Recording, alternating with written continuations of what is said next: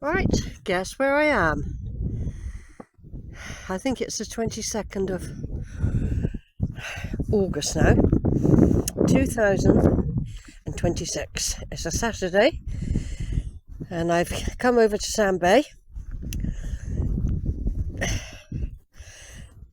to have a walk, and then on the way back I'll stop and do some little bit of shopping for the weekend.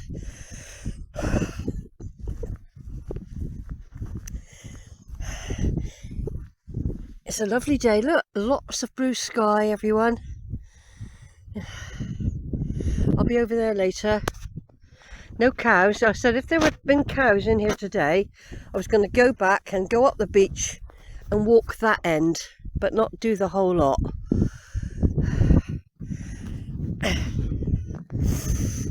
Yeah, I was going to do. I mean, I had thought about going to Crooks Peak today. Ooh, that looks pretty fresh. That's fresher than the other stuff. Look. Yeah, no, I don't feel up to it today, and I thought there might be a wedding on because I was going to park over Winscombe in the church car park, but it's a Saturday and there could be a wedding, so I thought, oh, it's better to go in the week. But of course they forecast rain. But I do like to do Crooks Peak. I like to go to Compton Bishop and have a wander around the church. Yes, they are about still. Look how fresh that is. What's that? It's grass coming through. A couple of days maybe. Not a lot of grass in there for them to eat though, is it? Drought conditions and everything. And they're talking now, the El Nino, what they call it, out in the Pacific or the Atlantic, is the strongest it's ever been or recorded. And that's going to affect us for winter storms and then even more heat next year for the planet. And apparently it's going to be quite destructive. The build-up in the oceans of the oceans are heating up, somebody said, by 2 degrees. That's a lot. So what about all the fish, the flora and fauna that live in the oceans? How are they going to deal with that? A 2 degree might not sound a lot, but apparently it is. So basically we all got to prepare for next summer more. Go look at these lovely little sloes here, look at that. They're lovely, aren't they? And then we've got a nice little crop of lovely blackberries. Let's pick a few then. They're quite ripe here. They get the sun here, you see. They're bigger than some of the others I've seen. Oh yes, look at these. Another week and they'll be even bigger.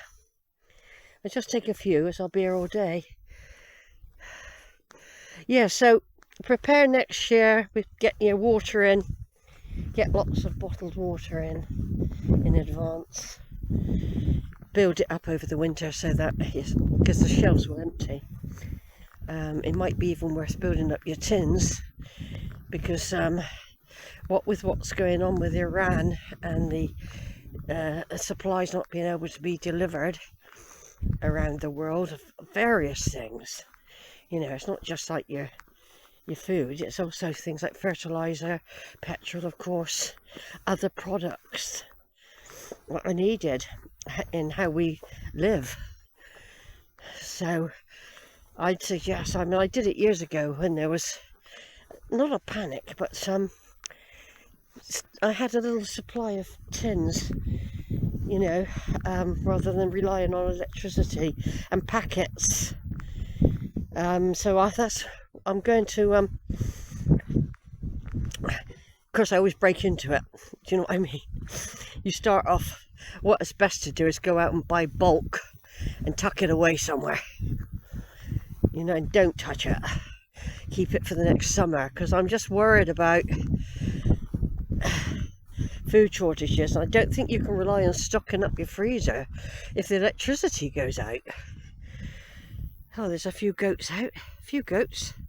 I know it might sound like panic type thing, but I think we've already experienced drought conditions with people not in some parts of the country. I think it's Kent especially, not having water, and nursing homes and things like that running out of water. People having to go to supermarkets to buy bottled water to flush the toilets. And even though everyone's paying water rates, people are having to go out and buy water for washing, for cooking, and flushing their toilet. So it's something's happening. Meanwhile, the water companies want to put the prices up. They're making massive profits. Oh, lovely big crow. You following me? Hey? You from the wood? I got nothing. I have. What I do now, I've had my breakfast. Changing subjects. I've had my breakfast. I had some muffins with just some flour equipment. It's not flour, it's made of olive oil type stuff. A lovely healthy yogurt, so I have a yogurt every day. Is a part of my natural diet, yogurt. 1 yogurt a day. Keeps the balance in the gut. Definitely. And a nice cup of tea and a cup of lemon and ginger tea as well. And then I got my water. I have I know some people say, oh, spring water isn't good for you, but it helps me if I get colic. I find the bottled water brings up the wind, because I am prone to get indigestion, trapped wind, you know. But I'm all right at the moment. Yeah, I've got some very nice fruit bars. They're not dry. They're not ultra dry. They've got raisins and stuff in them, and I've got a couple of those in my bag. I've actually got a bar of chocolate, which I believe will be melted by the time I might have to eat that actually when I go along the bridle path very soon, because I think it'll melt in my bag. Now that'll be an experiment to see if it brings on the indigestion. I've got the paper for the week. I only get the mail once a week to do the crossword and get the TV page for the week. It's got a good booklet inside. A sturdy booklet for TV guide. I know you can get it on the telly, the menu, but I like having it on. I like to put circles around things, and I like to do the crossword. It's not too demanding, the mail. And of course the mail, I'm not leaning towards the mail politically, but it's nice to know how the enemy are feeling. Get both sides, you know. But at the moment I think they're all one side. I can't really see a difference even with Andy Burnham and I don't know. Anyway, we don't want to go about politics all the time, do we? The blackberries so far this year are very small, by the way, because of the drought. But the other berries are doing well. The sloe gin ones, I think that's what they are. But last year the berries were very plump. And if we had a nice lot of rain now, they might fill out a bit. They'll definitely be ready in a week. I've got a few in my hand. I'm going to eat them in a minute. I'm just looking for some nice big ones, but they haven't really got any big ones. Right, I'm going to turn off, folks. I'm just going to take a few more berries off here. They look quite nice to eat. Fruits of the forest. Right, yeah, fruits of the forest. Lovely. Over and out, everyone. Right, just look at this beautiful scene ahead of me, out in the sea, Steephome Island, and behind it, right behind Steephome Island, is Dowsborough Hill Fort, the Quantock Hills. What a beautiful scene. I wish I had a better camera. I only brought this one out. I didn't even bring the Canon out. What a lovely scene though, folks, on this beautiful day, August the 22nd, I think it is. 2026 is a beautiful, beautiful day. It's not a heat wave at the moment. It is hot. It is hot, but it's not unbearable. I mean, I don't feel like my head's going to explode with heat. But isn't that a lovely view? And when I'm over on the Quantocks, I look over to Steep Home. And I'm now looking the other way. It's great, and I can see Knaresborough Hillfort. It's either Knaresborough Hillfort, or if I'm looking further away, it could even be Dunkery Beacon I'm looking at. My eyes are that good. There's our lovely Priory. Haven't gone near it today. I don't always go near it, by the way. Straight ahead, which I had thought about doing, Crooks Peak. Then our beautiful Mendip Hills all the way along there, look.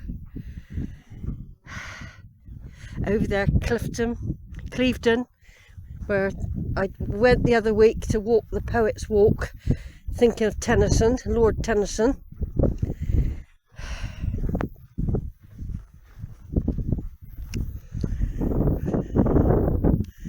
And Wales, W-A-L-E-S, over there. I can, straight ahead with my naked eye, I can see Sugar Loaf Mountain. There's the hills of Wales over there, because I did want to try and go to Carnarvon Castle. I don't know if I'll ever get there. Anyway, there's the suspension bridge I can also see with the naked eye. Clifton Suspension, not Clifton Suspension Bridge, the 7 suspension bridges linking England to Wales, with the River Severn running underneath.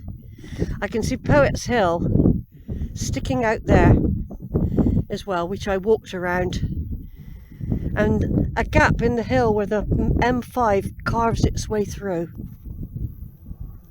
and lots of jets about today. People making their last minute trips away before the kids go back to school, before the weather changes. But it's not going to change for long, even if we get rain this week.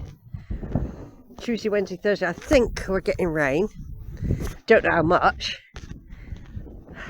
We've got another, they reckon we've got a 6th heat wave, but it might not be quite as intense. But it won't be a heat wave if it's intense, will it? It can't be classed as a heat wave, so it's got to be hot.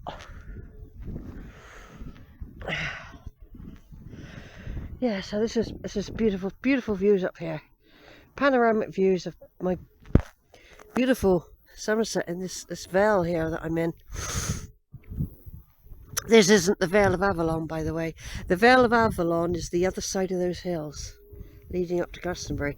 And you can't see Glastonbury from here, but if you stood on Crooks Peak you could see it. This has got another, this valley here has got a name. Now when the tsunami comes, which is overdue, by the way, we're overdue one, and what with all this seismic activity going on around the world at the moment, earthquakes and volcanoes galore, we could very well be due one, and it would gush all the way up this valley.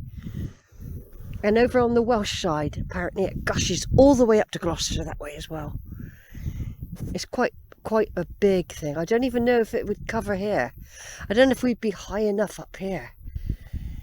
But obviously the church has survived the tsunami. I haven't seen any mention of the tsunami inside the Priory. I'll have to have another read. But some churches that it filled up the church, more or less. People were climbing up the tower. This is 400 years ago, and there was one 400 years before that. And we're over the 400 years. We're over it. Right then, so my walk continues. My walk continues. A beautiful bay there. Not doing any of that today. I'm doing a basic walk today. Enjoying the sunshine, walking nice, just having a nice gentle walk. Not doddering. I'm not a dodderer yet. I might be a plodder at times, but I'm not a dodderer. Not yet. I haven't. Give me another 10, 20 years. When you're little, you're a totterer. You're a little tot, aren't you? And you totter. Then you march when you get bigger. Then you start meandering. Then you start plodding. And there's probably another one in between before you become a dodderer. Over and out.